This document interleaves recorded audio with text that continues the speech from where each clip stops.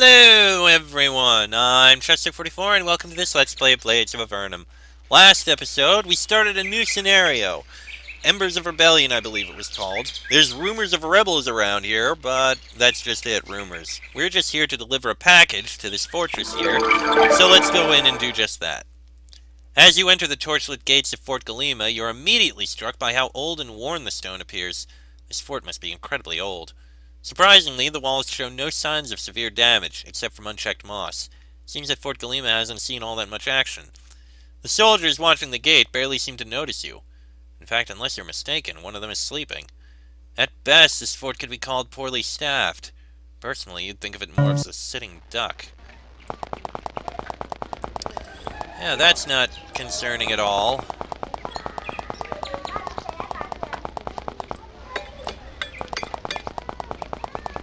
Yes, I look around. It's what I do.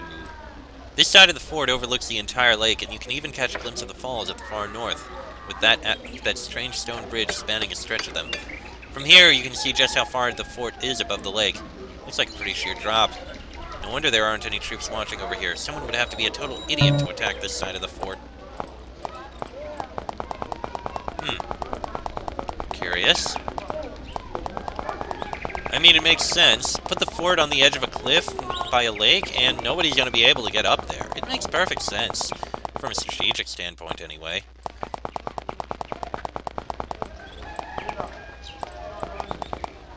The fort's well looks like it hasn't been cleaned in weeks. Bits of dead leaves line the edges, and the bucket by the edge is a bit moldy. What's this say? Fort Galima. Okay. This corner of the fort was apparently dedicated to training and weapons practice. The dummies look like they're rotting off their poles and the arrows stuck in them look rusty. A few spots of blood testify to maneuvers gone wrong.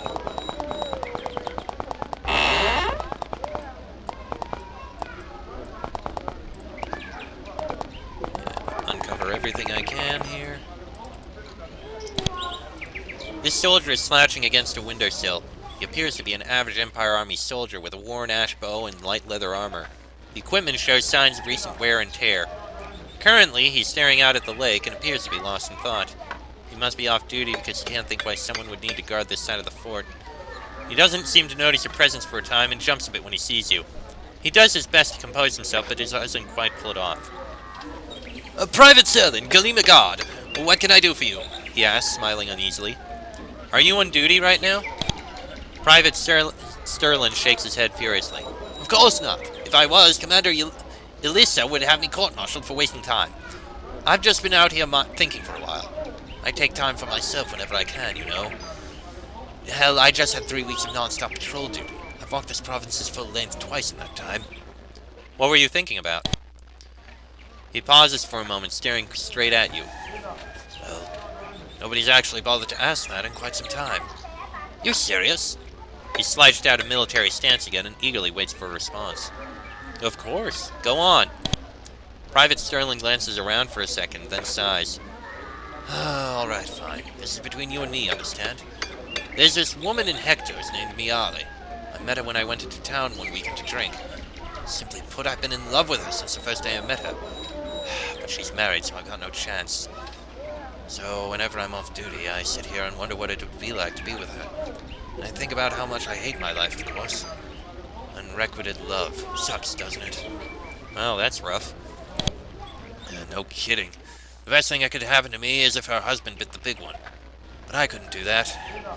I'm probably just going to wait it out here. Hope I don't get transferred and wait for him to die. Hell, I don't care. I don't have much to live for anyway. The only chance I have of being with her is in the afterlife. That's my story. Now leave me in peace. He turns away, no longer willing to speak. Well, dang. Okay then.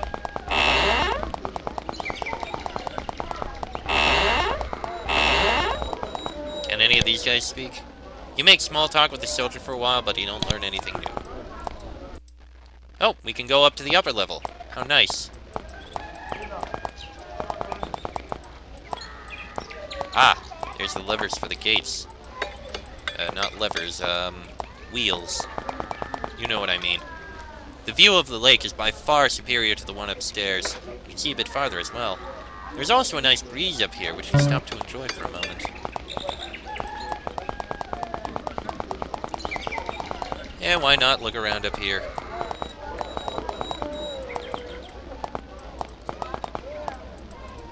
I mean, sure, the guards are lazy, quiet, and don't seem to care about what they're doing, but at least they're here.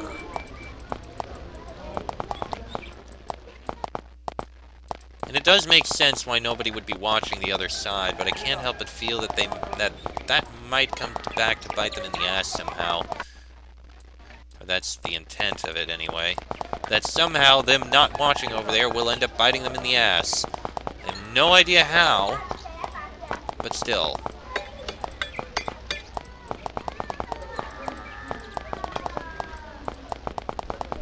Alright. Now let's actually go into the fort itself. You enter the fort's main building, the ground floor of which seems to hold the mess hall. You expected it to be far louder than this, and are somewhat surprised to find just a few tired-looking off-duty soldiers. Again, this fort's preparedness proves itself to be underwhelming.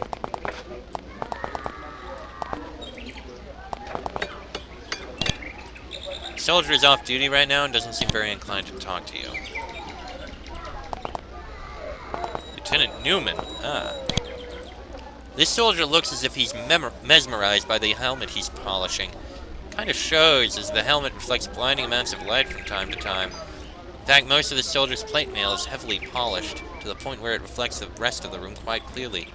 You can barely make out the insignia of an Empire lieutenant through the glare from his armor. Eventually, he sets the helmet down and addresses you curtly. I am Lieutenant Newman, second in command to Commander Elisa at this fort. State your business, adventurers. What is your job here? He stares straight at you as he speaks, completely deadpan. I mediate between the troops and the commander. I coordinate patrols, squad duties, and training exercises. All that said, I do very little. You notice he has rather large, dark circles under his eyes. You look tired. Are you okay? I haven't slept for a week. Don't ask why, it's not important. He sways a bit in his seat as he says this, and then he snaps back to full attention. You doubt that it's been just a week. Lieutenant Newman has picked up his helmet again and is polishing it determinedly. He waits for you to speak. What can you tell us about the fort? It's old. Very, very old. And this area hasn't seen any real strife in decades, so the fort's importance to the Empire has declined over the years. In fact, some view it as a punishment to be sent here. What's the commander like? Lieutenant Newman frowns for a moment. Commander Elisa is a competent officer and soldier. I respect her greatly. He seems disinclined to continue the conversation. How are the troops doing? Not that it's any of your business, but the garrison is currently understaffed. We need more troops if we want to keep this area safe. If I told you any more, I'd have to either kill you or court-martial you, he says, grinning widely. Are you happy to be here? The lieutenant just stares at you. I respect the orders which sent me here, just as I respect the authority of my superiors in the Empire. That's all I have to say. One of your soldiers seems a little disturbed. Describe Private Sterling. Thank you for bringing this to my attention, adventurers. I had no idea that Private Sterling was this unstable. I will speak to Commander Elisa about this. We may have to transfer him to somewhere safe. Somewhere far away where there's even less activity than here. I would hope it does not come to that, as our garrison is weak enough already. What have you done about Private Sterling? Oh, well, nothing yet, but I have a feeling it will be transferring to a less prominent outpost, where you can do less damage. The one problem is finding an outpost less prominent than this one. But rest assured, we'll deal with this problem as quickly as possible. We're here to deliver this package. He stares at you for a moment, clearly confused. Package? I don't know anything about a package. Talk to Commander Elisa. Entering the fort's kitchen, you are immediately assaulted by the smell of thin beef stew. A rather short man is frantically running around the room, occasionally shifting a bubbling pot around. It smells a bit like something's burning. This man appears to be the cook for Fort Galima. At least that's what you gather from the various stains on his clothes and the bubbling pot he's hefting around the room with him. As he rushes around the kitchen, he eventually notices you. He doesn't stop running, but he does acknowledge your presence. Greetings, friends. I am Charles, the fort's only chef, and I'm a little busy right now. He doesn't seem inclined to say much else. How about a free meal? Charles stops running for a moment to turn and stare at you, as if making sure he heard you right. No, I just can't do that. It's enough work just to keep these soldiers fed, and I don't need more mouths to worry about. His point made, he runs off to check on an oven, which is gently leaking smoke. Had a feeling that would be what happened. What can you tell us about the fort? It's a small garrison and they eat a lot. That's about all I know. Now leave me alone. I need to make sure nothing gets burnt. He rushes over to the kitchen's counter where an array of vegetables await chopping. We've got a delivery to make here. Charles doesn't even stop to look at it, moving on to attend to some pile of ingredients. That's nice. Talk to one of the senior officers. I'm just a cook. Entering what appears to be the fort's armory, you're appalled by the crude weaponry which adorns the counter. You would have thought that the Empire would supply better equipment for their soldiers. Then again, this might just be the spare equipment. The soldiers probably have the real stuff. Either way, it's not an encouraging sign. Oh. There's an upper Fort Galima. Okay, I guess that makes sense. These appear to be soldiers' living quarters. The first thing you notice is that there don't seem to be enough beds for the number of troops you've seen around here. The second thing you notice is that the room is... well, Spartan is being too nice. The room is downright barren, empty of nearly any soldier's personal effects, as well as general signs of recent use. We got some coins and crude arrows. Not even iron, but crude. Jeez. Red, sandals, buckler. Jeez. Alright, I guess in order to go up, we need to go through here.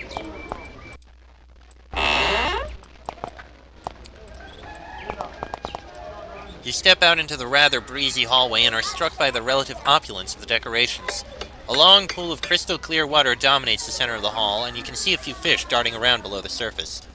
You can see a pair of statues at opposite ends of the room. Flickering braziers cast somewhat uneven light around the hall, making the statues' shadows dance. Almost makes them look like they're alive. Suddenly, from the doors to the west, you hear a loud magical whoosh, followed by a short series of pops. Slowly, a smell something like burning hair reaches you, and you try not to gag. You get the vague impression that the fort has some mages on staff. Vague, right. Lab, and knock before entering. Commander's office. Well, we'll definitely speak with her. And this room is... compared to most of the Empire forts you've seen, Fort Galima is unusually well built. However, the soldiers' quarters are downright depressing. The beds look like they haven't been made in weeks, and there's a decidedly stale smell in the room. You doubt that anyone bothers to clean on a regular basis. An energy potion. Yes, please. You'll take that. Boots, crude arrows, and a shirt. Examining this dresser, you're somehow not surprised to find a rather large cockroach. You're also not surprised when it jumps out and attacks you.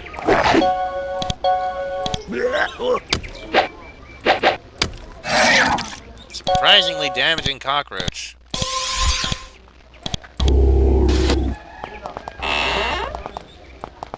Alright.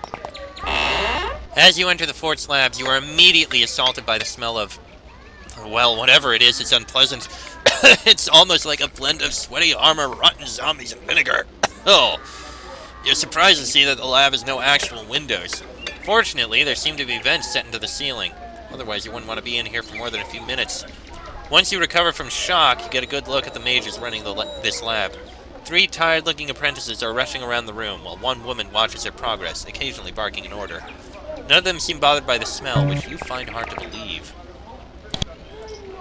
His apprentice mage has his arms full of potent-smelling potions and herbs, and doesn't look like he's in a mood to talk.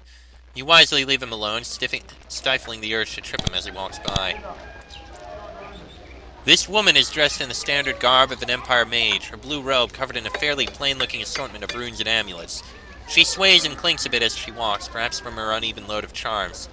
Despite her nearly laughable appearance, you can sense that she's a fairly competent mage. She walks around the room with an unusually confident gleam in her eye, seemingly undisturbed by the putrid smell which fills the room. Eventually, she notices you and waves, her armload of charms clanking madly.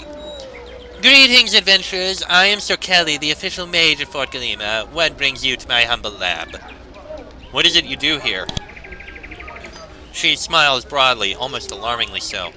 A little of this, a little of that. I'm not really at liberty to say. Empire policy. Hope you understand. You get the impression that she'd love to boast about her work if she could. Must be something fairly important. Any jobs you need done? Sir Kelly stops to think for a moment, tapping a ring-covered finger against her forehead.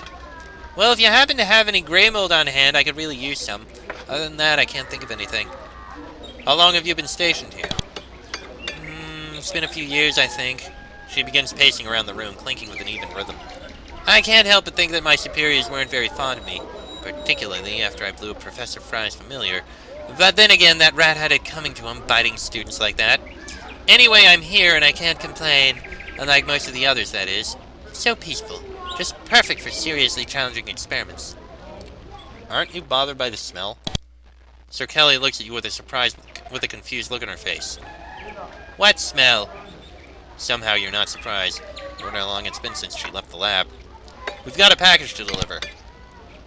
Sir Kelly examines the package and snatches it out of your hand and tucks it under a robed arm. Thank you very much. This is exactly what I needed to continue my experiments. With her other arm, she reaches into her robes and pulls out a small pouch of coins. She tosses you the pouch and winks.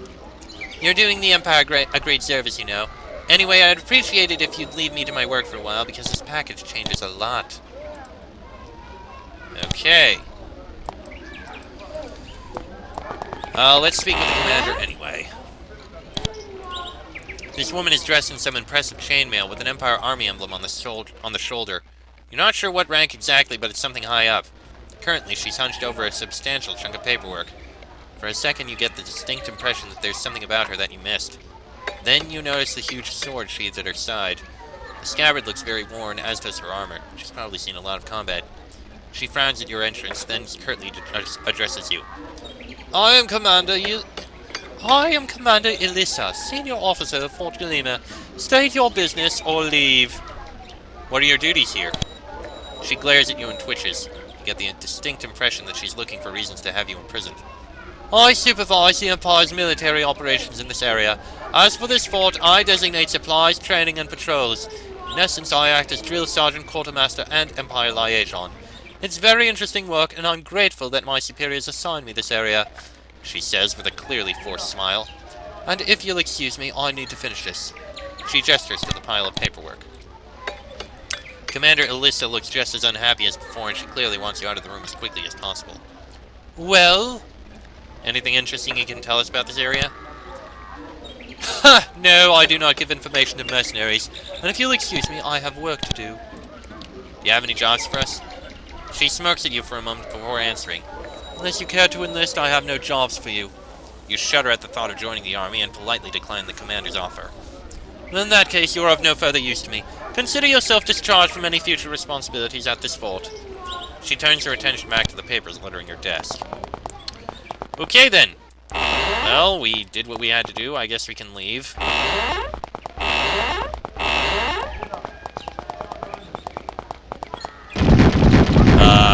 As you move to leave the fort, you hear a low rumbling sound.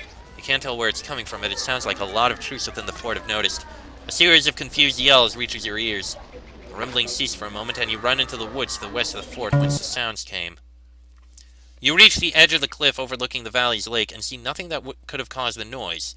All you can see is the crystal clear water about 100 feet below you. Then the rumbling sounds return, slowly growing louder. As they increase in volume, you begin to think that the noises are coming from across the lake. You scan the landscape for any signs of activity. Oh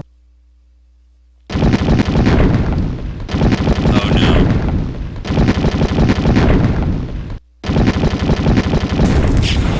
Oh dear. In a blinding flash of light, the town of Hector simply disappears from the lake's edge and is quickly replaced by a scorched ruin. The sound is absolutely deafening. A few fires spring up and promptly begin to prey on what's left of the buildings. You rub your eyes in disbelief as the last shockwaves rebound across the valley. That can't have been real.